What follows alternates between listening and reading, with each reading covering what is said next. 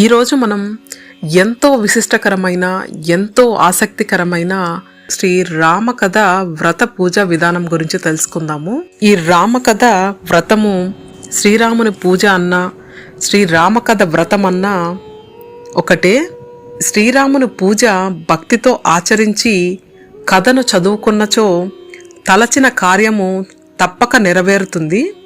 ఇది 5 గురువారములు 5 ఆదివారములు వరుసగా చేయవలను.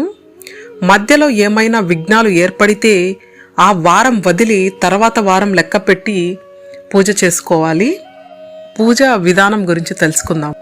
తలస్నానం ఆచరించి పరిశుభ్రమైన వస్త్రములు ధరించి దేవుని వద్ద శుభ్రపరుచుకొని బియ్యపిండితో పద్మము ఏర్పరిచి అందు శ్రీరాముని పట్టాభిషేక పటమును పెట్టి పటము పువ్వులతో అలంకరించి గోధుమ పిండి నెయ్యి చక్కెర కలిపిన ప్రసాదమును